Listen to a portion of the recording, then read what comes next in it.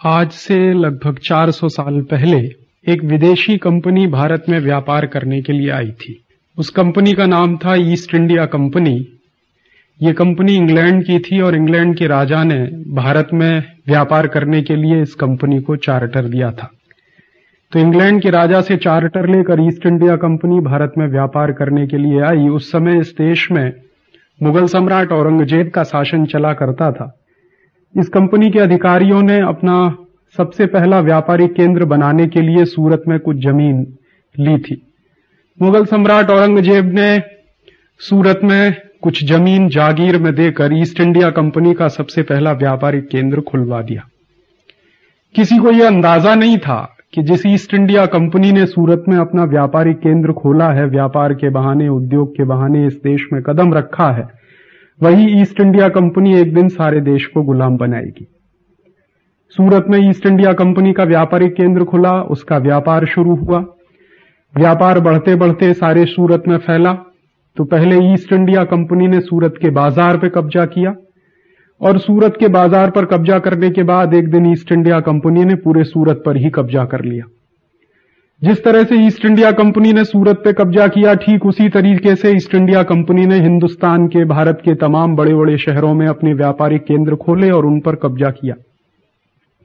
East India company ने जो काम सूरत में किया था कब्जा करने का, व्यापार के बहाने से कब्जा करने का, बाजार के बहाने से देश पर कब्जा करने का, वही काम उसने मद्रास में किया, वही काम कलकत्ता में किया, वही काम दिल्ली में किया, वही काम आगरा में किया, वही काम हिंदुस्तान के तमाम शहरों में किया। धीरे धीरे सारे देश में ईस्ट इंडिया कंपनी के व्यापारिक केंद्र खुलते गए और जिन जिन शहरों में, जिन जिन स्थानों पर ईस्ट इंडिया कंपनी के व्यापारिक केंद्र खुले, वो सारे के सारे स्थान हिंदुस्तान के थे, हमारे थे वो, लेकिन ईस्ट इंडिया कंपनी के गुलाम होते चले गए। 150 साल तक ईस्ट इंडिया कंपनी का व्यापार के बहाने साम्राज्य इस देश में बनने लगा। 1750 तक ईस्ट इंडिया कंपनी की स्थिति व्यापार के बहाने इस देश में अपना साम्राज्य स्थापित करने की थी और 1757 के प्लासी के युद्ध के बाद तो ईस्ट इंडिया कंपनी ने ऐसा मान लिया और घोषित भी किया कि अब सारे देश पर करीब करीब उनका कब्जा हो गया। 1757 से 1815 के बीच में ईस्ट इंडिया कंपनी ने इस देश की जमकर लूट की। ईस्ट इंडिया कंपनी घोषित रूप से आई थी व्यापार करने के लिए, लेकिन सच्चाई यह है कि ईस्ट इंडिया कंपनी आई थी भारत की संपत्ति की लूट करने के लिए। क्योंकि सारी दुनिया जानती है, इतिहास में इस बात के प्रमाण हैं कि 17वीं शताब्दी की शुरुआत तक भारत दुनिया का सबसे बड़ा व्यापारिक और औद्योगिक केंद्र रहा। 17वीं शताब्दी की शुरुआत तक ये देश दुनिया में सबसे ज्यादा सामान बेचने वाला देश था, दुनिया में सबसे ज्यादा निर्यात करने वाला देश था। इस देश में संपत्ति बहुत थी, इस देश में पैसा बहुत था, इस देश में पूंजी बहुत थी। ये बात अंग्रेजों को मालूम थी। तो ईस्ट इंडिया कंपनी के बहाने से अंग्रेज इस देश में व्यापार करने के लिए नहीं आए थे, बल्कि ईस्ट इंडिया कंपनी के बहाने वो इस देश की संपत्ति को लूटने के लिए आए थे। तो ईस्ट इंडिया कंपनी के व्यापारिक केंद्र के खोलने के पीछे अंग्रेजों की मंशा यही थी कि धीरे धीरे सारे देश की संपत्ति पर कब्जा करना, और वो उन्होंने किया। तमाम जगह के छोटे छोटे राजा महाराजाओं पर अपनी दोस्ती का बहाना, अपने समझौते के बहाने से वहां कब्जा किया, उनकी संपत्ति अंग्रेजों के पास गई। तमाम दूसरे क्षेत्रों में अंग्रेजों ने, जहां पर समझौते नहीं हो सकते थे, जहां पर स्थानीय व्यवस्थाएं बहुत मजबूत थीं, स्थानीय लोग बहुत मजबूत थे, वहां पर अंग्रेजों ने उनको दंड देकर, उनको प्रताड़ित करके, उनको मारकर, उनको पीटकर अपनी व्यवस्था में लाने का काम किया। अपने कानून, तथाकथित कानून के द्वारा लोगों को प्रताड़ित करके वहां की संपत्ति लूटने का काम किया। तो ईस्ट इंडिया कंपनी ने 150 वर्ष में 17वीं शताब्दी के शुरुआत से लेकर 1757, 1760 के आसपास तक सारे देश में व्यापारिक केंद्र खोलकर कब्जा किया और उसके बाद इस देश की एक नियमित लूट शुरू की। ईस्ट इंडिया कंपनी जब इस देश में आई थी तो मात्र 50,000 पाउंड का संपत्ति लेकर, पूंजी लेकर इस देश में वो घुसी थी। 50,000 पाउंड की संपत्ति से इस देश में व्यापार शुरू करने वाली ईस्ट इंडिया कंपनी ने 1757 से लेकर 1815 के बीच में हिंदुस्तान से लगभग 1500 करोड़ रुपए की पूंजी इंग्लैंड भेजी। माने प्लासी के युद्ध से वाटरलू के बीच में, वाटरलू का जो युद्ध हुआ उस 1757 से 1815 के समय के बीच में इस देश की 1500 करोड़ रुपए की पूंजी इंग्लैंड पहुंच गई ईस्ट इंडिया कंपनी की लूट के बहाने। और बाद में औसतन जो हिसाब लगता है, बैठता है, वो ये है कि हर वर्ष लगभग 50 से 60 करोड़ रुपए की संपत्ति हिंदुस्तान से, भारत से इंग्लैंड जाने लगी। ईस्ट इंडिया कंपनी ने ये सारा जो इस देश में किया वो सब खुले व्यापार की नीति के तहत, मुक्त व्यापार की नीति के तहत, मुक्त बाजार की नीति के तहत किया। इस देश को लूटने के लिए ईस्ट इंडिया कंपनी और उसकी सरकार ने तरह तरह के कानून बनाए। अंग्रेजी सरकार इंग्लैंड में तरह तरह के कानून बनाती थी और उन कानूनों के तहत ईस्ट इंडिया कंपनी को लूट के नए नए तरीके मिलते थे। जैसे उदाहरण के लिए 1813 में ब्रिटिश पार्लियामेंट ने, ब्रिटेन की संसद ने, इंग्लैंड की संसद ने, अंग्रेजों की संसद ने एक चार्टर ऑफ फ्री ट्रेड पारित किया। ईस्ट इंडिया कंपनी को हर 20-20 साल में चार्टर दिए जाते थे। तो ऐसे ही 20-20 साल के चार्टरों के मिलने से ईस्ट इंडिया कंपनी इस देश में अपने लूट को, अपने साम्राज्य को पुख्ता करती थी, मजबूत करती थी। ऐसा ही एक चार्टर 1813 में ईस्ट इंडिया कंपनी को दिया इंग्लैंड की पार्लियामेंट की तरफ से। और 1813 का जो चार्टर ईस्ट इंडिया कंपनी को मिला वो सारा का सारा चार्टर फ्री ट्रेड के नाम पर था, मुक्त व्यापार के नाम पर था। ऐसा ही एक चार्टर 1813 में ईस्ट इंडिया कंपनी को दिया इंग्लैंड की पार्लियामेंट की तरफ से। और 1813 का जो चार्टर ईस्ट इंडिया कंपनी को मिला वो सारा का सारा चार्टर फ्री ट्रेड के नाम पर था, मुक्त व्यापार के नाम पर था। उस 1813 के चार्टर से ईस्ट इंडिया कंपनी को इस देश में तमाम तरह की सुविधाएं, तमाम तरह के नए अधिकार मिल गए। और उन सारी सुविधाओं और अधिकारों को ईस्ट इंडिया कंपनी ने इस देश को और ज्यादा लूटने में इस्तेमाल किया। तो 1757 से 1815 तक की जो लूट है उससे कई गुना ज्यादा लूट फिर 1813 के बाद इस देश में शुरू हुई।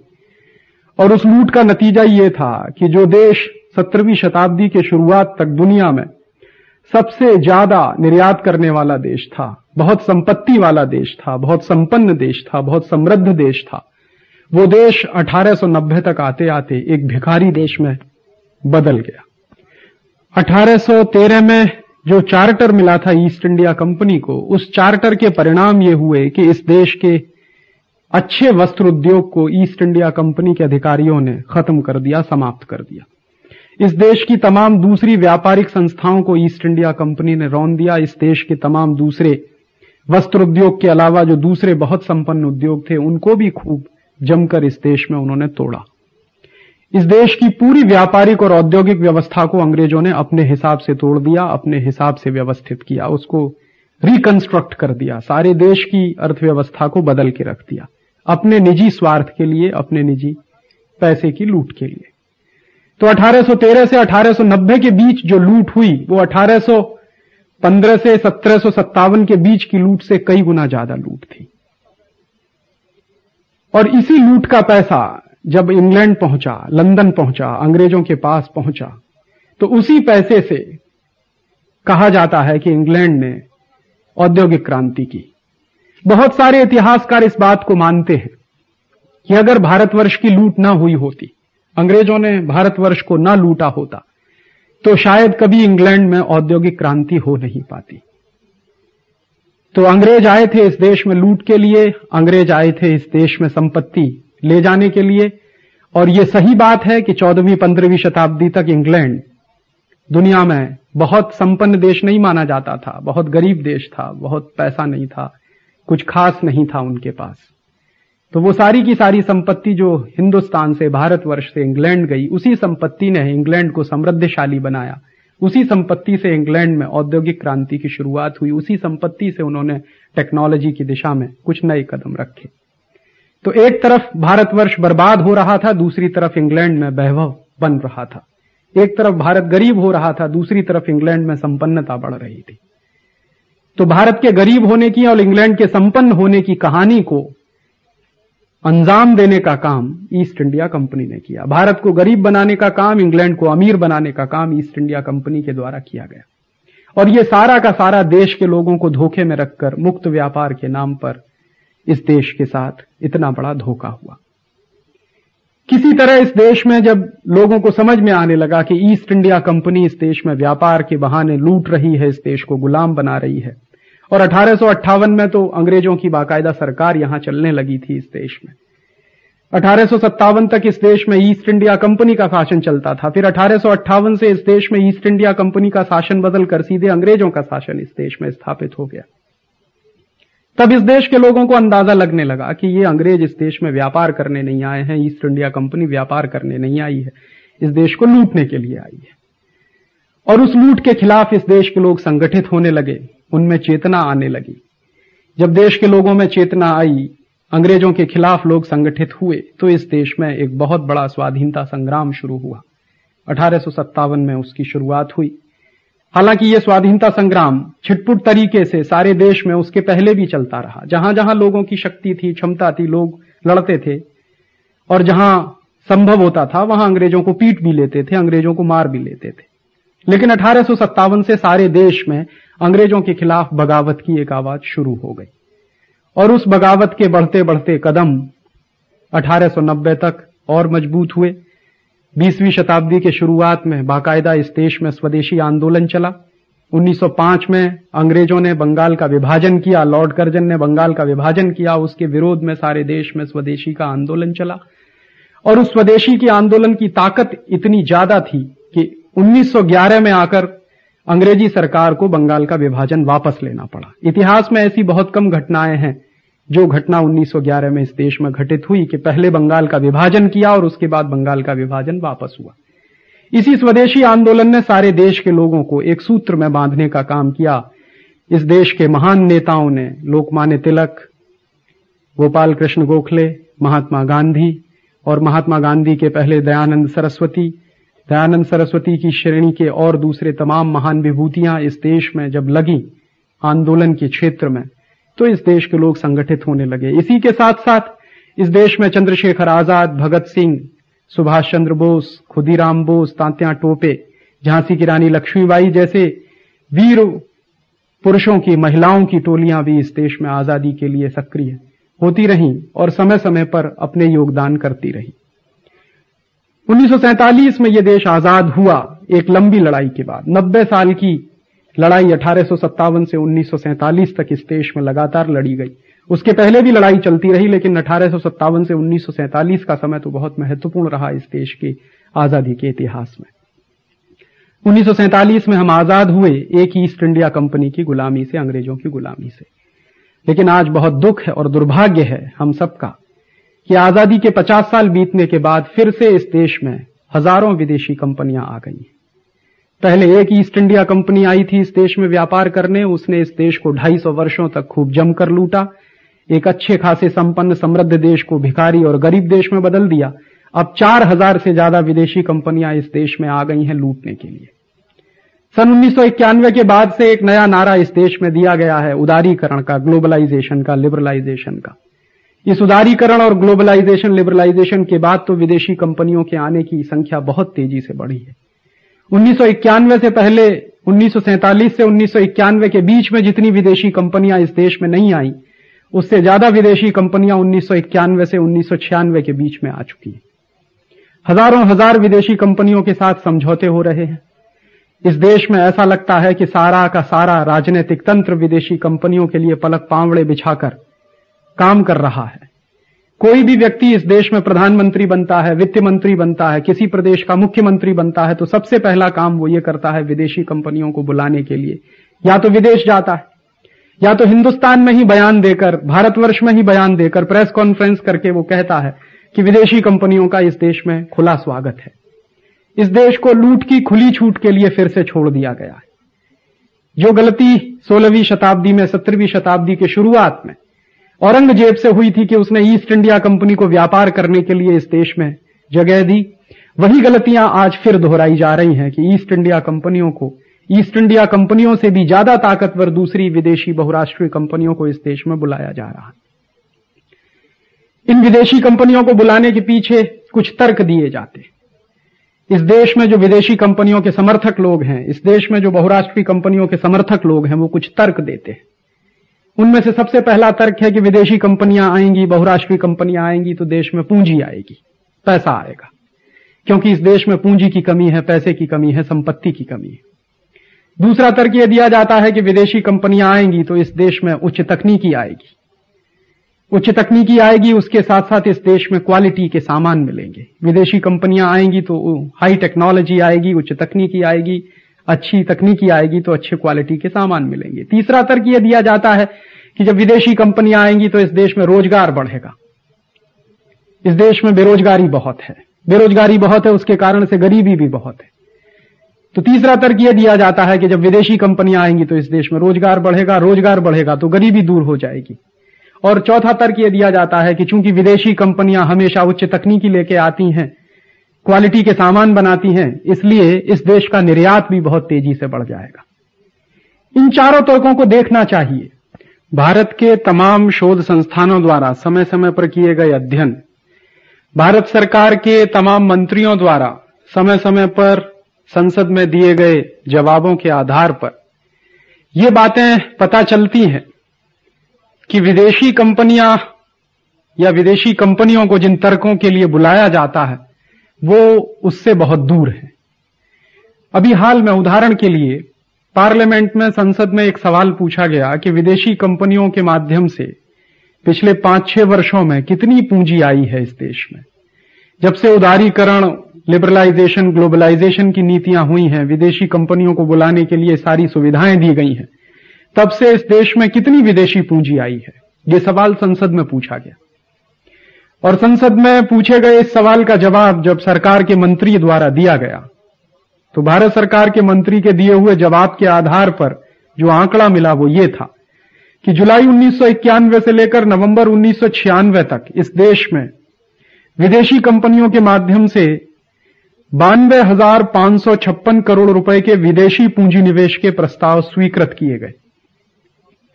लेकिन इन 92,556 करोड़ रुपए के विदेशी पूंजी निवेश के प्रस्तावों में से वास्तव में कितने प्रस्ताव लागू हो पाए, मतलब कि जितनी पूंजी के विदेशी पूंजी निवेश के प्रस्ताव पारित हुए हैं, क्या वो सारी की सारी पूंजी इस देश में आ गई है? तो जवाब उसका मिलता है नहीं। हमेशा यह होता है कि जितने प्रस्ताव पारित होते हैं, स्वीकृत होते हैं, भारत सरकार जितने प्रस्तावों पर हस्ताक्षर करती है, मेमोरेंडम ऑफ अंडरस्टैंडिंग जितने साइन किए जाते हैं, उससे बहुत कम पूंजी हमेशा आया करती है। जो वास्तविक पूंजी इस देश में आती है वो बहुत कम होती है। तो भारत सरकार के ही आंकड़ों के अनुसार जुलाई 1991 से जुलाई 1996 तक 92,556 करोड़ रुपए के विदेशी पूंजी निवेश के प्रस्ताव स्वीकृत हुए, लेकिन इनमें से वास्तव में हमारे देश में जो विदेशी पूंजी आई है वो सिर्फ 19,469 करोड़ रुपए की है। अर्थात स्वीकृत पूंजी निवेश से आने वाली पूंजी मात्र 20% ही है। तो इससे अंदाजा लगता है कि कितना बड़ा ढोल पीटा जाता है विदेशी पूंजी के लिए, और वास्तव में आने वाली विदेशी पूंजी उससे बहुत कम होती है। इसको ऐसे भी कहा जा सकता है कि जितने प्रस्ताव पारित होते हैं उसकी 1/5 पूंजी ही वास्तव में इस देश में आती है। दूसरी सच्चाई एक और है कि ये जो 19,469 करोड़ रुपए की विदेशी पूंजी आई भी है विदेशी कंपनियों के प्रस्तावों के माध्यम से, ये किस तरीके से आई है, इस पूंजी का स्वरूप क्या है? तो पता चलता है कि ये जो पूंजी है उसमें से अधिकांश पूंजी या ज्यादा पूंजी तो वित्तीय पूंजी है, और वित्तीय पूंजी वो पूंजी होती है जो शेयर बाजार में या सट्टा बाजार में लगी होती है। माने शेयर बाजार और सट्टा बाजार के माध्यम से जो पूंजी आती है वो वित्तीय पूंजी कहलाती है, और वित्तीय पूंजी से कभी भी किसी देश में ना तो उत्पादन बढ़ता है ना रोजगार पैदा होता है। वित्तीय पूंजी तो शेयरों के खरीद फरोख्त में लगती है, सट्टे बाजार में, सट्टा बाजारी में लगती है। तो भारत में आई हुई जितनी विदेशी पूंजी है उसमें से चूंकि अधिकांश पूंजी वित्तीय पूंजी है, सट्टा बाजार में लगी हुई पूंजी है, शेयर बाजार में लगी हुई पूंजी है, इसलिए उस पूंजी से इस देश का कोई भला नहीं हो पाया है पिछले 5-6 वर्षों में। न तो इस पूंजी से कोई उत्पादन बढ़ा है, न तो इस पूंजी से कोई रोजगार पैदा हुआ है। यह पूंजी हार्ड मनी के रूप में आई है, और ये जो पूंजी हार्ड मनी होती है ये कभी एक देश में है और हो सकता है कुछ दिनों के बाद दूसरे देश में चली जाए। जिन विदेशी कंपनियों ने सट्टा बाजार में, शेयर बाजार में पूंजी लगाई है, जिन विदेशी वित्तीय संस्थानों ने इस देश के सट्टा बाजार और शेयर बाजार में पूंजी लगाई है, अगर उनको लगे कि भारत से ज्यादा अच्छा बाजार हांगकांग का है, या भारत से ज्यादा अच्छा बाजार चीन का है, या भारत से ज्यादा अच्छा बाजार किसी दूसरे देश का है, ताइवान का है, या भारत से ज्यादा अच्छा बाजार उनको किसी और देश का लगने लगे, तो ये सारी पूंजी तुरंत जो है क्षण भर में हमारे देश के बाजार से निकलकर उन देशों के बाजार में चली जाएगी। चूंकि ये पूंजी निवेशित नहीं है उत्पादन के लिए, रोजगार बढ़ाने के लिए, इसलिए इस पूंजी का इस देश को कोई लाभ नहीं मिलता है। तो विदेशी पूंजी के क्षेत्र में, विदेशी पूंजी के रूप में इतना बड़ा धोखा इस देश के साथ हो रहा। सरकार के ही आंकड़े ये सिद्ध करते हैं कि कोई विदेशी पूंजी आ नहीं रही है। इसके उल्टे जितनी विदेशी पूंजी आती है उससे कई गुना ज्यादा पूंजी देश के बाहर चली जाती है। सरकार के रिजर्व बैंक के ही आंकड़ों के अनुसार सन 1981 से सन 1989 के बीच में भारत में कुल विदेशी पूंजी निवेश हुआ 11,453 करोड़ रुपए का, जबकि इसी अवधि में माने सन 1981 से 1989 के बीच में जो पूंजी भारत से बाहर चली गई वो है 13,930 करोड़ रुपए का। इसका माने है कि 11,453 करोड़ रुपए की पूंजी आई और 13,930 करोड़ रुपए की पूंजी डॉलर के रूप में इस देश से बाहर चली गई। इसी तरह जुलाई 1991 से नवंबर 1996 के बीच में जो विदेशी पूंजी भारत में आई 19,469 करोड़ रुपए की है, जबकि इसी दौर में लगभग 34,240 करोड़ रुपए की पूंजी डॉलर के रूप में भारतवर्ष से बाहर चली गई। जुलाई 1991 से नवंबर 1996 के बीच में जो प्रस्ताव स्वीकृत हुए, उन प्रस्ताव की स्वीकृति का मात्र 20% पूंजी आई, लेकिन जो 20% पूंजी आई भी, उस 20% पूंजी की वजह से हिंदुस्तान से बाहर जाने वाली पूंजी उससे लगभग दोगुनी है। 19,469 करोड़ रुपए की पूंजी आई 1991 से नवंबर 1996 के बीच में और 34,240 करोड़ रुपए की पूंजी इस देश के बाहर चली गई। तो विदेशी पूंजी के इतने बड़े धोखे में इस देश को जो है विदेशी कंपनियों की लूट के लिए खोल दिया गया है। दुनिया भर में भी यही स्थिति है। विदेशी कंपनियां दुनिया के जिन देशों में जाती हैं वहां बहुत कम पूंजी लेकर जाती हैं और उन देशों से जितनी ले जाने वाली पूंजी है विदेशी कंपनियों द्वारा वो कई गुना ज्यादा होती है। हमारे देश में भी विदेशी कंपनियों के कुछ आंकड़े उपलब्ध हैं जो पूंजी लेकर आती हैं इस देश में और कितनी पूंजी ले जाती हैं। सामान्यतः हर विदेशी कंपनी जितनी पूंजी लेकर आती है उससे 3 गुना ज्यादा पूंजी वो पहले ही वर्ष में कमाकर इस देश से ले जाती है। वास्तव में क्या होता है कि कोई भी विदेशी कंपनी जब इस देश में व्यापार करने के लिए आती है तो वह जो इनिशियल पेड अप कैपिटल होता है, शुरुआती दौर की जो पूंजी होती है, व्यापार शुरू करने के लिए जितनी पूंजी वो लगाते हैं वो कुल पूंजी का मात्र 5% ही होती है। तो इनिशियल पेड अप कैपिटल, शुरुआती दौर की जो चुकता पूंजी है वो उनकी कुल पूंजी का 5% ही होती है। बाकी की 95% पूंजी ये विदेशी कंपनियां हमारे देश से ही कमाती हैं, उठाती हैं।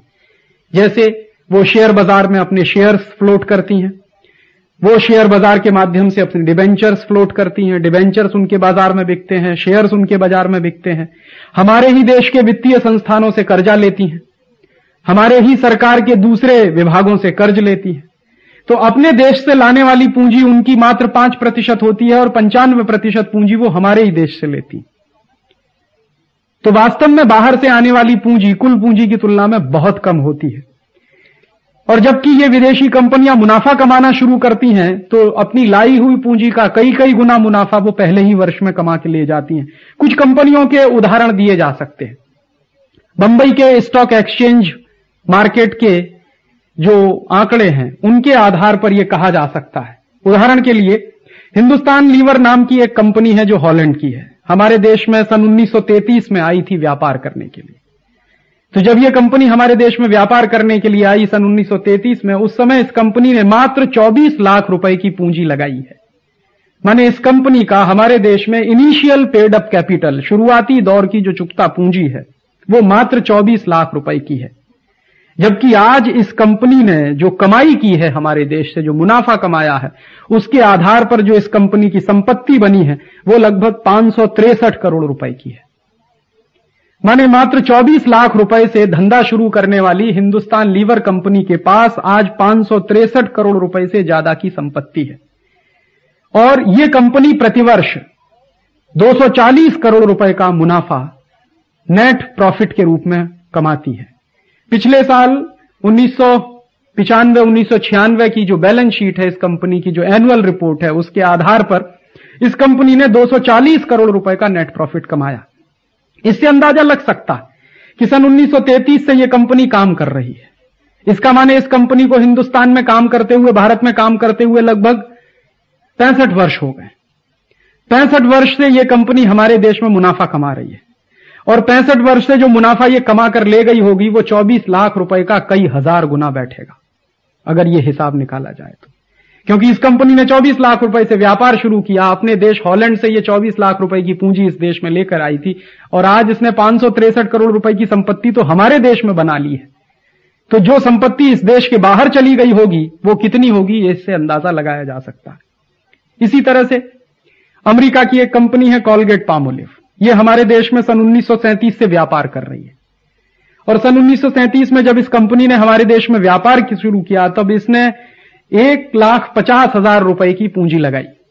कोलगेट पामोलिव की हमारे देश में इनिशियल पेड अप कैपिटल मात्र 1.5 लाख रुपए की है, 1,50,000 रुपए की है और आज इस कंपनी के पास 187 करोड़ रुपए से ज्यादा की संपत्ति है।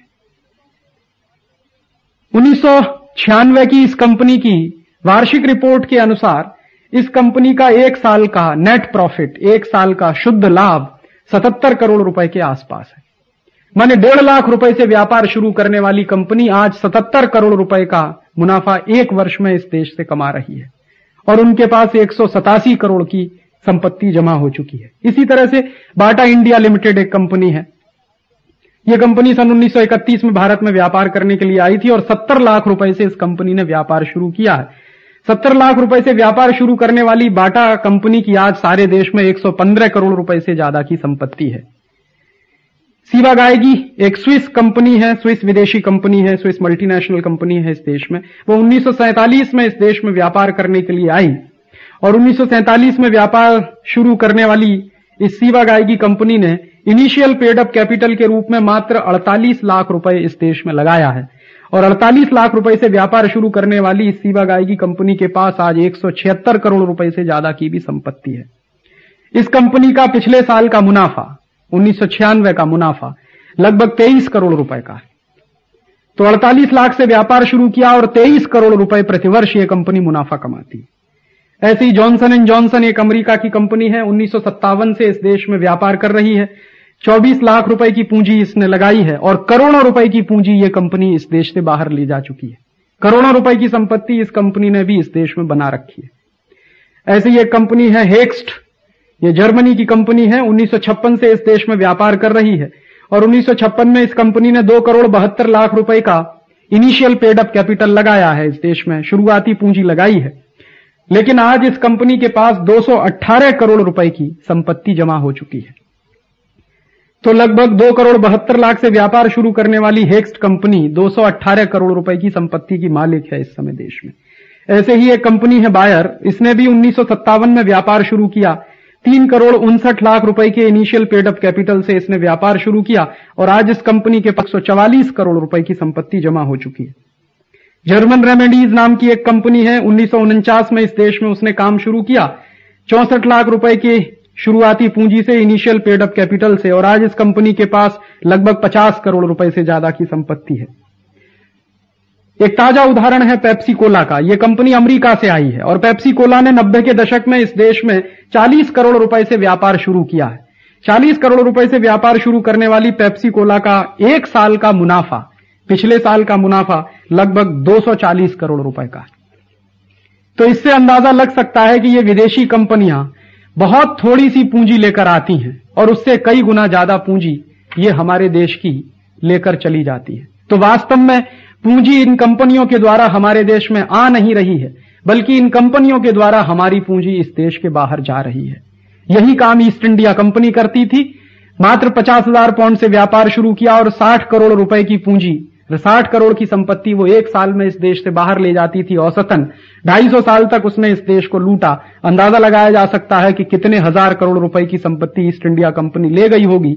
जो काम ईस्ट इंडिया कंपनी करती थी वही काम आज ये विदेशी कंपनियां कर रही हैं। नाम मात्र की पूंजी लेकर आती हैं और हजारों करोड़ रुपए की संपत्ति इस देश के बाहर जा रही। ये तो उदाहरण है कुछ 8-10 कंपनियों के। वास्तव में ऐसी इस देश में 4000 से ज्यादा विदेशी कंपनियां हैं, तो अंदाजा लगाया जा सकता है कि कितने हजार करोड़ रुपए की पूंजी प्रतिवर्ष इन विदेशी कंपनियों के माध्यम से इस देश के बाहर जा रही है।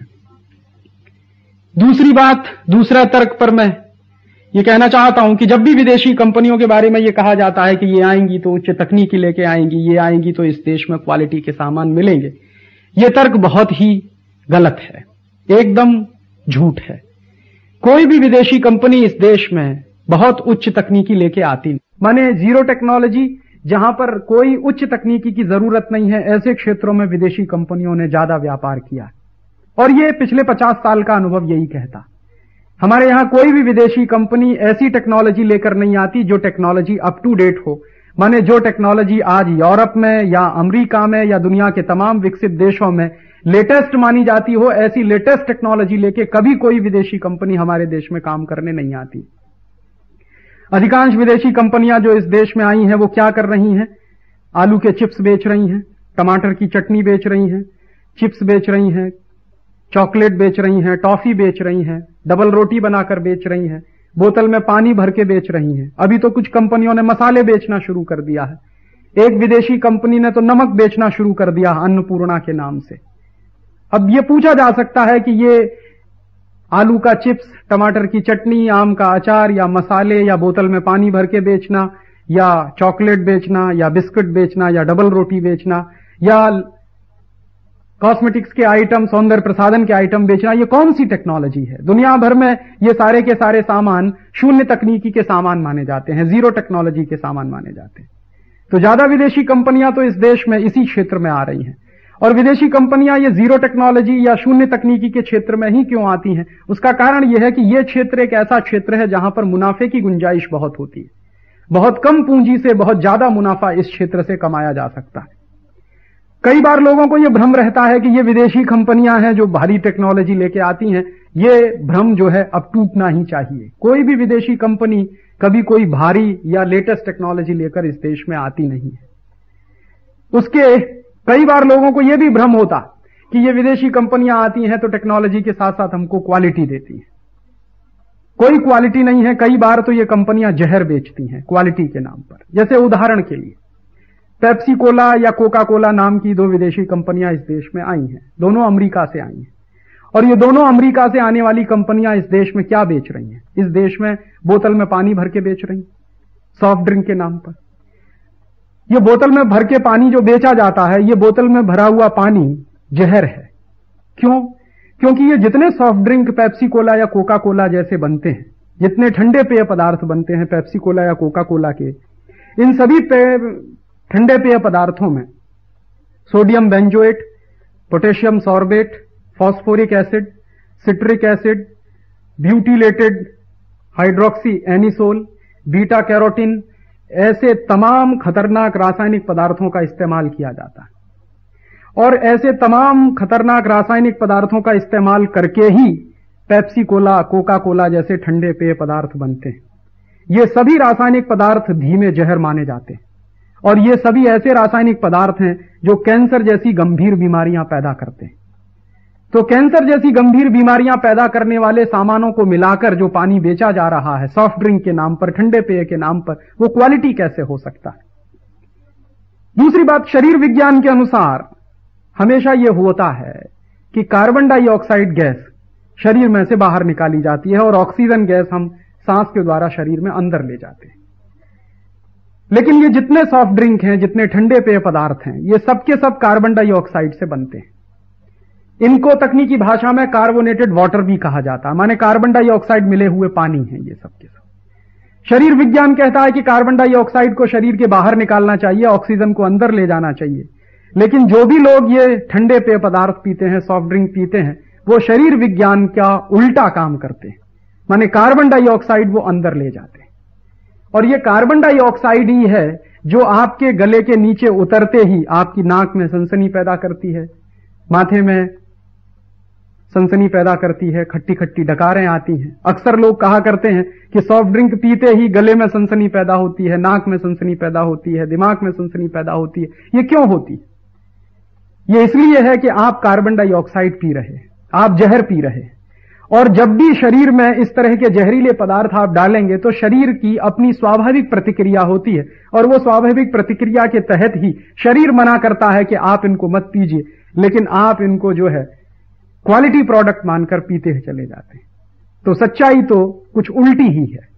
विदेशी कंपनियां कोई ना तो टेक्नोलॉजी लेके आती हैं, ना तो कोई क्वालिटी देती है। इसी से जुड़ी हुई एक बात और समझने की है कि ये पेप्सी कोला या कोका कोला जैसे ठंडे पेय पदार्थ जो बाजार में बेचे जाते हैं 7 रुपए के, 8 रुपए के, ये 7-8 रुपए की बेची जाने वाली बोतल पेप्सी कोला या कोका कोला के कारखाने में जब बन के तैयार होती है तो मात्र इस बोतल के बनने पर 70 पैसे का खर्च आता। तो 70 पैसे में जो पानी बन के तैयार होता है, कार्बोनेटेड वाटर या सॉफ्ट ड्रिंक, वो बाजार में 7 रुपए का, 8 रुपए का बिकता है। इसका माने क्या है? इसका माने यह है कि बहुत कम कीमत में जो सामान बनता है वो हमारी जेब को काटकर बाजार में बेचा जाता है। 70 पैसे में बनने वाला सॉफ्ट ड्रिंक अगर 7 रुपए में बिकता है तो इसका माने बहुत साफ साफ है कि वो आपकी जेब से लगभग 70 गुना, लगभग 100 गुना ज्यादा पैसा निकालते। तो इतना पैसा कौन दे रहा है? हम दे रहे हैं। और यही पैसा है जो 240 करोड़ रुपए के रूप में हर साल पेप्सी कोला को या कोका कोला जैसी कंपनियों को मिलता है। एक और बात इस पेप्सी कोला के बारे में बतानी बहुत जरूरी है। यह अमेरिका से आई है कंपनी, हमारे देश में ठंडे पेय के नाम पर व्यापार कर रही है। इस कंपनी ने एक बहुत खतरनाक काम इस देश में शुरू किया है। वो खतरनाक काम है, अमेरिका से प्लास्टिक का कचरा लाकर यह पेप्सी कोला कंपनी हमारे देश में डालती है। अब तक यह पेप्सी कोला कंपनी 10,000 टन से ज्यादा कचरा अमेरिका से लाकर हमारे देश में डाल चुकी है। माने जो कचरा अमेरिका में प्रतिबंधित किया जाता है, जो कचरा यूरोप के देशों में प्रतिबंधित है, जिस कचरे को वहां फेंका नहीं जा सकता, जिस कचरे को वहां डाला नहीं जा सकता, उस कचरे को लाकर पेप्सी कोला हमारे देश में डाल रहा है। और हम ये मानकर बैठे हैं कि पेप्सी कोला आया है तो इस देश में क्वालिटी लेकर आया है, या पेप्सी कोला आया है तो इस देश में टेक्नोलॉजी लेकर आया। ना तो कोई क्वालिटी है, ना तो कोई टेक्नोलॉजी है। और सबसे बड़ा दुर्भाग्य क्या है इस देश का? आजादी के 50 साल के बाद भी भारत सरकार ये मानती है, सरकारी आंकड़े हैं इस बात के, कि इस देश में लगभग 2 लाख गांव में पीने का पानी नहीं है। हमारी आजादी के 50 साल बीतने के बाद भी इस देश के 2 लाख गांव में हम पीने का पानी नहीं दे पाए हैं। दूसरी तरफ इस देश के गांव-गांव में पेप्सी कोला और कोका कोला जैसी रद्दी चीजें बिक रही हैं। ये आजादी का कैसा तमाशा है कि हम 50 साल के बाद भी शुद्ध पीने का पानी नहीं दे सके हैं 2 लाख गांव में, लेकिन पेप्सी कोला हर गांव में मिलता है, पेप्सी कोला हर शहर में मिलता है। क्या यह नहीं हो सकता कि जितना पैसा पेप्सी कोला इस देश से कमा रही है उतने पैसे में इस देश के लिए पानी की व्यवस्था की जा सके? और हिसाब लगाइए तो बिल्कुल स्पष्ट है कि अगर 240 करोड़ रुपए जो पेप्सी कोला को हम दे रहे हैं इस देश से, उस 240 करोड़ रुपए को पेप्सी कोला को देना बंद कर दिया जाए तो सारे देश के 2 लाख गांवों के लिए पीने के पानी की व्यवस्था की जा सकती। तो एक तरफ देश में पीने का पानी नहीं है, दूसरी तरफ पेप्सी कोला बिक रहा है। यह कुछ गंभीर प्रश्न है जिसको हमको समझना चाहिए, सोचना चाहिए कि आखिरकार हम जा किधर रहे। और फिर हमको यह तय करना चाहिए इस देश में कि हमको पहले पीने का पानी चाहिए या पेप्सी कोला चाहिए। और अगर महात्मा गांधी, जिन्होंने इस देश की आजादी के लिए सबसे ज्यादा काम किया, महात्मा गांधी जिन्होंने इस देश की आजादी का इतना बड़ा सपना देखा, उस महात्मा गांधी के सपने के अनुसार तो इस देश में पहले पीने के पानी की जरूरत है, पेप्सी कोला की इस देश को कोई जरूरत नहीं है। महात्मा गांधी ने जो फॉर्मूला दिया था, जो सूत्र दिया था इस देश में, वो सूत्र तो ये है, वो कहा करते थे अक्सर कि जब भी हम कोई विकास की योजनाएं बनाएं, जब भी हम कोई नीतियां बनाएं, तो उन नीतियों और विकास की योजनाओं को हम कैसे परखें। तो उसके परखने के लिए उन्होंने सूत्र दिया था कि हर उस नीति और विकास की योजना को समाज के सबसे अंतिम आदमी की तरफ ध्यान रखकर हम कसौटी पर कसें। और लगे कि उस योजना से, उस नीति से उस अंतिम आदमी को क्या फायदा होने वाला है, तभी वो नीति इस देश में चलनी चाहिए। यह उनका दिया हुआ एक सूत्र है। और इस कसौटी पर अगर हम ये कसकर देखते हैं तो पता चलता है कि पेप्सी कोला और कोका कोला की तो इस देश को कोई जरूरत नहीं है। महात्मा गांधी के दिए हुए इस फॉर्मूले के आधार पर तो गांव गांव को पीने का पानी मिलना चाहिए, लेकिन गांव गांव में ये पेप्सी कोला बिक रहा है और 240 करोड़ रुपए देश के खून पसीने की कमाई का हम विदेशी कंपनी को दे रहे हैं। ऐसे ही कुछ विदेशी कंपनियां हैं जो इस देश में मंजन बेचती हैं, कॉलगेट, क्लोजअप, सिबाका, फॉरहंस। और अक्सर लोग इस भ्रम में रहते हैं कि इन टूथपेस्टों में या टूथ पाउडर में कोई बड़ी भारी क्वालिटी है, कोई बड़ी भारी हाई टेक्नोलॉजी है। सच्चाई यह है कि ये टूथपेस्ट भी जीरो टेक्नोलॉजी के आइटम होते हैं, शून्य तकनीकी के आइटम होते हैं। इनमें भी कोई क्वालिटी होती नहीं है। सामान्यतः सारे के सारे टूथपेस्ट जो बनते हैं वो डाई कैल्शियम फॉस्फेट से बनते हैं। और डाई कैल्शियम फॉस्फेट कहां से आता है? डाई कैल्शियम फॉस्फेट मरे हुए जानवरों के हड्डियों में से निकाला जाता है। तो मरे हुए जानवरों की हड्डियों में से जो निकाला जाता है डाई कैल्शियम फॉस्फेट, उससे कोई टूथपेस्ट बनता है और सवेरे ही सवेरे उठकर हम अपने अपने मुंह से रगड़ते हैं और फिर कहते हैं कि सांस की बदबू दूर होती है। इससे बड़ा भ्रम तो कोई दूसरा हो नहीं सकता।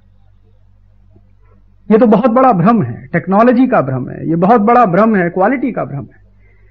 डाई कैल्शियम फॉस्फेट अगर जानवरों की हड्डियों के चूरे से निकल रहा है तो उसमें कोई टेक्नोलॉजी होगी नहीं, उसमें कोई क्वालिटी होने वाली नहीं। दूसरा, ये जितने टूथपेस्ट होते हैं इन सभी में सिंथेटिक डिटर्जेंट इस्तेमाल किए जाते हैं। और सिंथेटिक डिटर्जेंट किसके लिए इस्तेमाल किए जाते हैं? झाग पैदा करने के लिए। जो सिंथेटिक डिटर्जेंट झाग पैदा करने के लिए शेविंग क्रीम में इस्तेमाल किया जाता है, वही सिंथेटिक डिटर्जेंट टूथपेस्ट में भी इस्तेमाल होता है।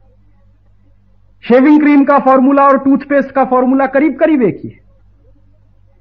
लोगों को बहुत भ्रम है कि जितना ज्यादा झाग पैदा होगा उतनी ज्यादा अच्छी क्वालिटी का टूथपेस्ट है। तो ये तो ठीक उल्टी बात है। जितना ज्यादा झाग पैदा होगा इसका माने उतना ही ज्यादा सिंथेटिक डिटर्जेंट उसमें है, और सिंथेटिक डिटर्जेंट तो शरीर के लिए बहुत ही हानिकारक होता है, त्वचा के लिए भी बहुत हानिकारक होता है। तो सिंथेटिक डिटर्जेंट और ऊपर से प्लास्टिक का ब्रश।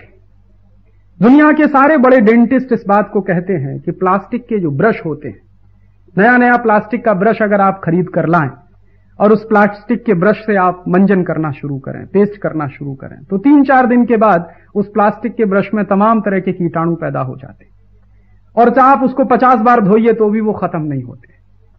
और हमारे यहां तो एक एक प्लास्टिक का ब्रश जो है 1-1 साल तक लोग घिसते रहते हैं। तो उनमें तो जो है पता नहीं कितने कीटाणु पैदा होते हैं, और उन कीटाणुओं से भरे हुए प्लास्टिक के ब्रश को रोज सवेरे ही सवेरे अपने अपने दांतों से रगड़ते हैं। जानवरों की हड्डियों के चूरे से निकले हुए डाई कैल्शियम फॉस्फेट के बने हुए मंजन को रोज अपने अपने मुंह से लगाते हैं, और हम सब इस बेवकूफी में जिंदा हैं कि हमको बहुत बड़ी और बड़ी भारी क्वालिटी मिल रही है। सच्चाई एक और भी है कि जिन देशों में सबसे ज्यादा टूथपेस्ट इस्तेमाल किए जाते रहे हैं, जिन देशों में सबसे ज्यादा ये प्लास्टिक के ब्रश इस्तेमाल किए जाते रहे हैं, उन्हीं देशों में सबसे ज्यादा दांतों के मरीज हैं। अमेरिका में, यूरोप में दांतों के मरीजों की संख्या सबसे ज्यादा है। तो इन देशों में अगर सबसे ज्यादा दांतों के मरीज हैं तो ये पेस्ट और टूथब्रश के ही कारण है। और उन तमाम देशों में अब इस बात की चेतना पैदा हो रही है कि टूथपेस्ट और टूथब्रश का बहिष्कार किया जाए। दुनिया के जितने बड़े अच्छे डेंटिस्ट हैं वो अब ये सलाह देने लगे हैं कि आप उंगली से मंजन करिए तो दांतों की मालिश होगी, मसूड़ों की मालिश होगी, आपके दांत पहले से ज्यादा अच्छे रहेंगे। एक्यूप्रेशर के सिद्धांत के अनुसार अगर आप उंगली से मंजन करते हैं तो उंगली के वो सारे बिंदु दबते हैं जो आपके शरीर की भिन्न भिन्न नाड़ियों से जुड़े हुए होते हैं। तो बहुत वैज्ञानिक तरीका है उंगली से मंजन करना। लेकिन आज के इस वातावरण में, आज के इस बेवकूफी के वातावरण में बता दिया गया है कि पेस्ट और ब्रश करना ज्यादा बड़ी क्वालिटी है, उंगली से मंजन करना कुछ घटिया क्वालिटी है। सच्चाई तो उल्टी है, उंगली से मंजन करना ज्यादा अच्छी क्वालिटी का काम हो सकता है, क्योंकि एक साथ उससे आपके मालिश होती है मसूड़ों की, दांत भी सुरक्षित रहते। तो ये जो विदेशी कंपनियों के बारे में भ्रम है कि वो क्वालिटी लेके आती हैं, टेक्नोलॉजी लेके आती हैं, ये भ्रम बिल्कुल गलत है। ये भ्रम है, ये सच्चाई नहीं है। लोगों को इस भ्रम से बाहर आने की जरूरत है। ऐसे ये तीसरा उदाहरण और दिया जा सकता है।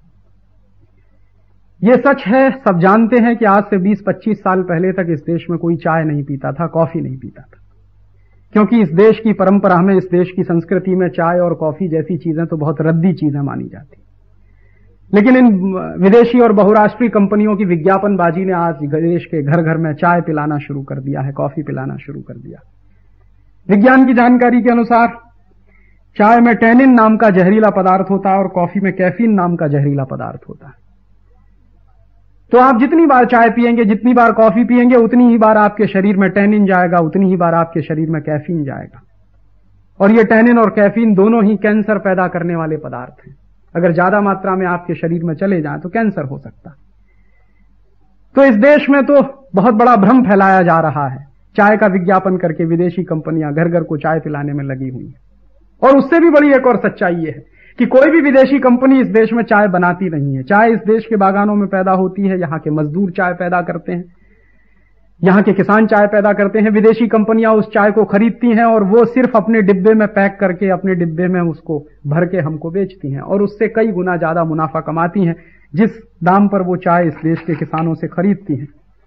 तो ये बहुत बड़ा भ्रम अक्सर इस देश में लोगों के मन में पाया जाता है कि विदेशी कंपनी आती हैं तो टेक्नोलॉजी लेके आती हैं या क्वालिटी लेके आती हैं। एक दो उदाहरण और दिए जा सकते हैं। उदाहरण के लिए बहुत सारे सौंदर्य प्रसाधन के सामान इस देश में बनते हैं और विदेशी कंपनियां उनको बनाती। तो सौंदर्य प्रसाधन के जितने सामान बनते हैं उन सभी सामानों के बनाने में बड़ी भारी जीव हिंसा होती है। लाखों करोड़ों बेजुबान निरीह प्राणियों को मारा जाता है तमाम तरह के सौंदर्य प्रसाधन बनाने के लिए। और उन सौंदर्य प्रसाधनों को बाजार में लाने से पहले तमाम तरह के एक्सपेरिमेंट्स किए जाते हैं, टेस्ट किए जाते हैं।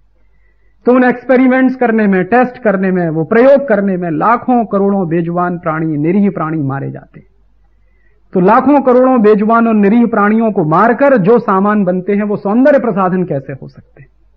वो आदमी का सौंदर्य कैसे बढ़ा सकते हैं? एक तरफ जिन सामानों के बनने में या बनाने में जीवों की हत्या होती हो, हिंसा होती हो, प्रकृति का नुकसान होता हो, वो सामान किसी दूसरे का सौंदर्य कैसे बढ़ा सकते हैं? और एक और बड़ी बात है उसको समझने की कि कभी भी सौंदर्य प्रसाधन के सामानों को आप इस्तेमाल करके ज्यादा सुंदर हो नहीं सकते। भगवान ने आपको जैसा बनाया है, ईश्वर ने आपको जैसा बनाया, आप वैसे ही रहने वाले। आप एक नहीं 100 सौंदर्य प्रसाधन इस्तेमाल करिए, 100 नहीं 1000 इस्तेमाल करिए, 10 साल इस्तेमाल करिए, 20 साल इस्तेमाल करिए, तो भी आपका शरीर, आपकी त्वचा, आपका रंग, आपका चेहरा, आपका सब कुछ शरीर का वैसा का वैसे ही रहने वाला, उसमें कोई फर्क नहीं पड़ने वाला। तो भी हम बार बार इस भ्रम में क्यों पड़ते हैं कि बार बार सौंदर्य प्रसाधन खरीदते हैं और उनका इस्तेमाल करते हैं? फिर एक और बात है जो समझनी चाहिए, थोड़ी गहरी बात है लेकिन भारतीय संस्कृति से जुड़ी हुई है कि सौंदर्य जो है खरीदा नहीं जा सकता, वो तो प्रकृति प्रदत्त होता है। और जो प्रकृति प्रदत्त है, प्रकृति के द्वारा दिया हुआ है, भगवान के द्वारा दिया हुआ, ईश्वर के द्वारा दिया हुआ है, उसमें कोई बढ़ोतरी होती नहीं है, कोई कर नहीं सकता। ये रोज रोज इतना बड़ा झूठ बोला जाता है। एक विदेशी कंपनी इतना बड़ा झूठ बोलती है कि वो गोरेपन की क्रीम बेचती है, फेयर एंड लवली। तो फेयर एंड लवली अगर गोरेपन की क्रीम होती तो हिंदुस्तान में जितने लोग काले हैं वो सब के सब गोरे हो गए होते। इससे तो यह माना जाना चाहिए कि जो भी फेयर एंड लवली लगाएगा वो गोरा हो जाएगा। और अगर फेयर एंड लवली लगा के सब गोरे हो जाते तो फिर दुनिया में कोई काला नहीं रहना चाहिए। हिंदुस्तान के दक्षिण भारत में कोई काला नहीं रहना चाहिए, सब दक्षिणी अफ्रीका में कोई काला नहीं रहना चाहिए। लेकिन सच्चाई यह है कि फेयर एंड लवली आप एक नहीं 100 लगा लीजिए तो भी आपकी त्वचा का, आपके चेहरे के रंग पर कोई असर नहीं पड़ने वाला। हो सकता है जितनी देर के लिए फेयर एंड लवली लगी है, थोड़ी देर के लिए आपकी त्वचा का रंग बदल जाए, लेकिन बाद में तो फिर वैसे ही होने वाला है। ऐसे तमाम तरह के दूसरे सौंदर्य प्रसाधन हैं जिनका बेवकूफी भरा विज्ञापन रोज हम टेलीविजन पे देखते हैं। और चूंकि ये विज्ञापन रोज टेलीविजन पे हम देखते हैं, इसी के चलते हम बाजार में जाके उन सामानों को खरीद कर लाते हैं। ना तो उसमें कोई क्वालिटी होती है, ना तो कोई उसमें टेक्नोलॉजी होती है, बस होता है विज्ञापन। और विज्ञापन के मार्फत ये कंपनियां अपने तमाम तरह के सामान बेच लेती हैं। ऐसा ही उदाहरण दिया जा सकता है साबुन बेचने वाली कंपनियों का। तमाम तरह के साबुन इस देश में बिकते हैं। एक साबुन बिकता है जो तंदुरुस्ती की रक्षा करने वाला है, लाइफ बॉय।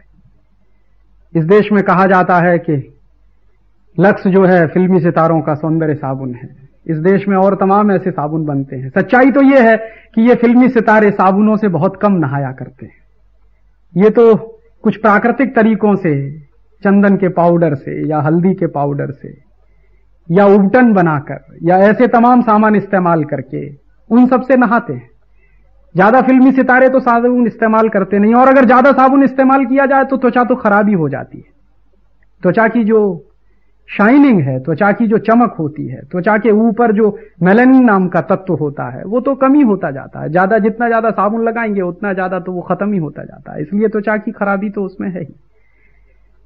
और इस देश में तो हजारों साल तक बिना साबुन के भी लोग रहते थे, और जब वो साबुन नहीं लगाते थे तो साबुन जैसा कुछ तो लगाते ही होंगे, और उनकी सुंदरता कोई कम नहीं थी। आज के समय में जो साबुन लगाने वाले लोग हैं वो कोई ज्यादा सुंदर हो गए हों जो साबुन नहीं लगाते हैं उनसे, ऐसा कुछ है नहीं।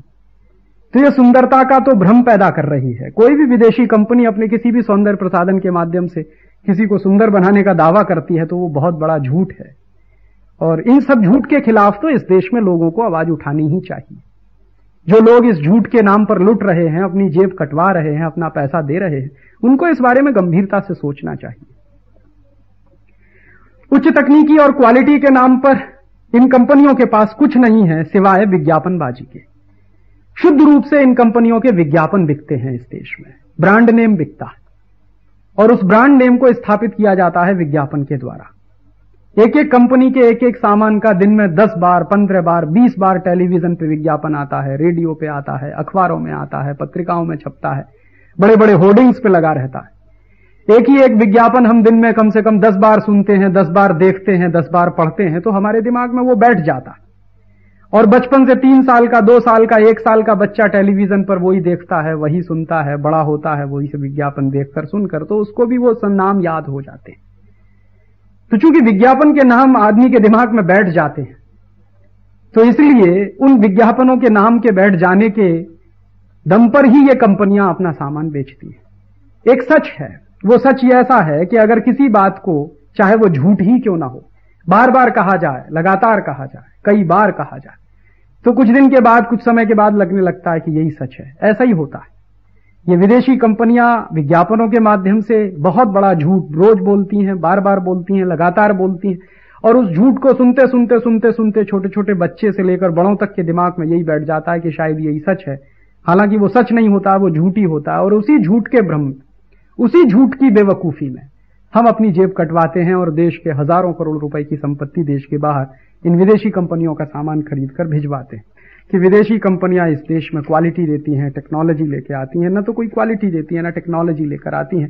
और सच्चाई इसके ठीक उल्टी है कि जहां भी हमको टेक्नोलॉजी की जरूरत पड़ती है तब हमको विदेशी कंपनियां मना कर देती हैं। उदाहरण के लिए, भारत सरकार को एक बार क्रायोजेनिक इंजन बनाने की टेक्नोलॉजी की जरूरत पड़ी।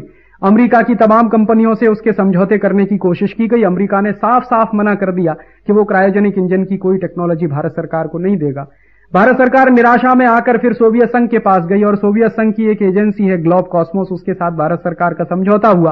क्रायोजेनिक इंजन की टेक्नोलॉजी रूस से मिलने का तैयारी और वायदा किया रूस की सरकार ने, और वो टेक्नोलॉजी के साथ साथ उन्होंने बहुत सस्ते में इंजन देने का हमसे समझौता किया।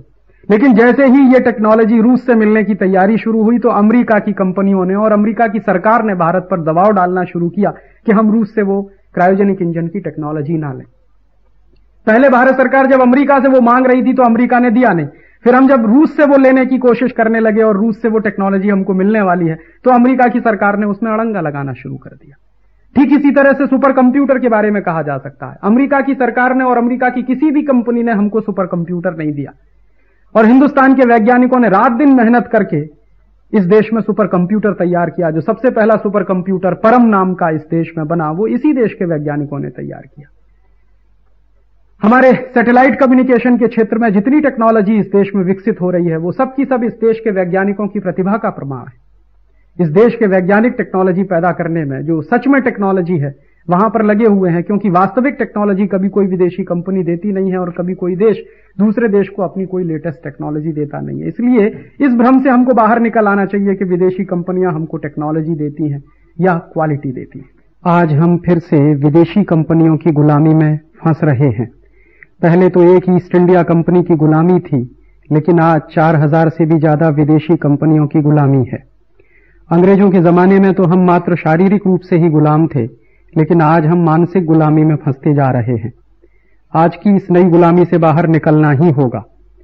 इस नई गुलामी से बाहर निकलने का एक ही रास्ता है, स्वदेशी। इसके अलावा कोई दूसरा रास्ता है भी नहीं। ईस्ट इंडिया कंपनी की गुलामी से बाहर देश को निकालने के लिए सन 1905 में स्वदेशी आंदोलन शुरू हुआ था। इस आंदोलन को अंग्रेजों द्वारा किए गए बंगाल के विभाजन के विरोध में शुरू किया गया था। इस स्वदेशी आंदोलन की प्रेरणा से गांव-गांव और शहर-शहर में विदेशी कपड़ों की होली जलाई जाती थी। लोग अंग्रेजी कंपनियों के बने हुए माल का बहिष्कार करते थे। ये स्वदेशी आंदोलन देश के लोगों की चेतना में इतना गहरा उतर गया था कि महिलाएं, बच्चे, युवा विद्यार्थी सब इस आंदोलन में कूद पड़े। जिन दुकानों पर विदेशी सामान बिकता था, उन दुकानों पर महिलाएं तथा बच्चे सत्याग्रह करते थे। नौजवान उन दुकानों के सामने खड़े होते थे। उन दुकानों पर जो भी व्यक्ति विदेशी कंपनी का अंग्रेजी सामान खरीदने चाहता था, उसको आग्रह पूर्वक मना करते थे। इसके बावजूद अगर वो व्यक्ति सामान खरीद लेता था, तो सत्याग्रही नौजवान उस व्यक्ति से सामान को दोबारा खरीदकर उसकी होली जला देते थे। इतने गहरे आग्रह के साथ ये स्वदेशी आंदोलन देश में शुरू हुआ था। स्वदेशी का आग्रह इतना तीव्र था कि लोगों ने चीनी खाना बंद कर दिया, क्योंकि इंग्लैंड से बनकर चीनी आती थी उस समय में।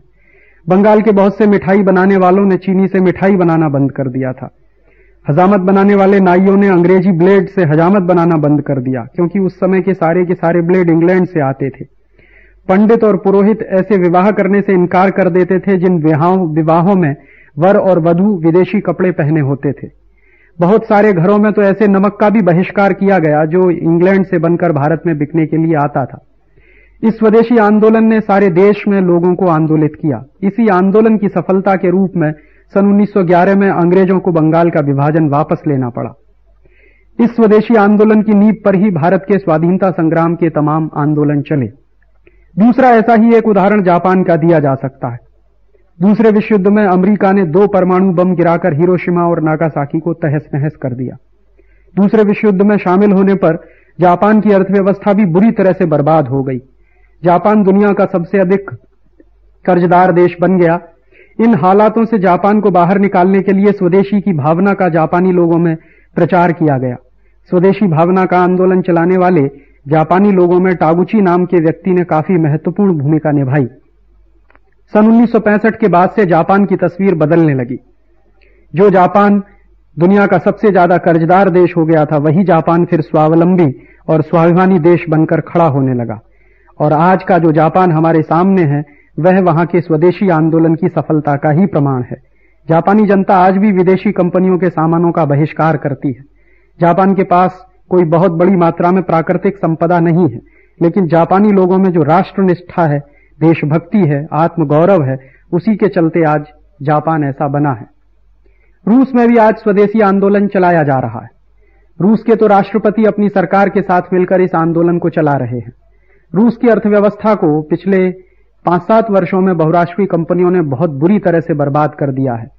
पूर्व के सोवियत संघ के एक राष्ट्रपति मिखाइल गोर्बाचोव ने ग्लोबलाइजेशन और उदारीकरण की नीतियों के तहत 90 के दशक में सोवियत संघ की अर्थव्यवस्था को बहुराष्ट्रीय कंपनियों के हवाले कर दिया।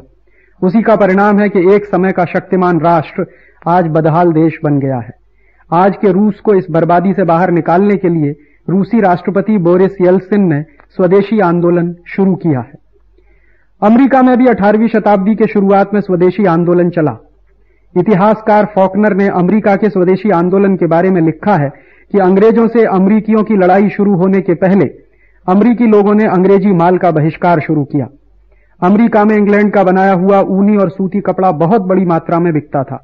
इस अंग्रेजी कपड़ों का अमेरिका के लोगों ने बहिष्कार किया। बड़ी संख्या में अमेरिका के लोगों ने संकल्प लिया कि वे भेड़ों का मांस नहीं खाएंगे। जो कसाई भेड़ों का मांस बेचेंगे, उनसे मांस नहीं खरीदेंगे, जिससे कि अमेरिका में ऊनी कपड़ों को बनाने के लिए भेड़ों को बचाया जा सके। अमेरिका के घरेलू व्यवसाय में लगी हुई महिलाओं ने कपड़े बनाने का काम शुरू किया। अमेरिका के धनी से धनी लोग घर का बनाया हुआ कपड़ा पहनने लगे। अमेरिकी लोगों ने मोटा खद्दर पहनना शुरू किया और अंग्रेजी कपड़ों का बहिष्कार किया। इसी स्वदेशी आंदोलन को अमेरिकियों ने बाद में हथियारबंद लड़ाई के साथ जोड़ दिया। अंग्रेजों के खिलाफ युद्ध में अमेरिकी जनता की विजय हुई और उसके बाद अमेरिका आज जो कुछ भी है वह हम सभी के सामने है। इन उदाहरणों से स्पष्ट है कि जब भी कोई राष्ट्र गंभीर आर्थिक, राजनीतिक या सांस्कृतिक संकट में फंस जाता है, तो देश की जनता को उसमें से बाहर निकलने के लिए स्वदेशी के ही रास्ते पर चलना पड़ता है। 1905 में भारत के लोगों के अभिक्रम से जो स्वदेशी आंदोलन शुरू हुआ था, उसे आज फिर से करना होगा। इसके लिए विदेशी बहुराष्ट्रीय कंपनियों के सामानों का बहिष्कार करना होगा और संकल्प लेना होगा कि हम अपने जीवन में अधिक से अधिक स्वदेशी सामानों का ही उपयोग करें। इस राष्ट्र के नए निर्माण के लिए अपनी संस्कृति और अपनी भाषाओं पर गर्व करना होगा। अपने मूल्य और अपनी धरोहरों का सम्मान करें। स्वदेशी पर आधारित जीवन शैली विकसित करें। अपने मोहल्ले, अपने गांव, अपने शहरों में स्वदेशी विचारधारा का अधिक से अधिक प्रचार करें और विदेशी कंपनियों के सामानों का बहिष्कार करने के लिए लोगों को प्रेरित करें। बहिष्कार वह डायनामाइट है जो बड़े से बड़े गुलामी के पहाड़ों को तोड़ देता है। आजादी बचाओ आंदोलन पिछले 8 वर्षों से विदेशी बहुराष्ट्रीय कंपनियों के बहिष्कार की मुहिम चला रहा है। आजादी बचाओ आंदोलन देश में नई आजादी लाने के लिए प्रतिबद्ध है।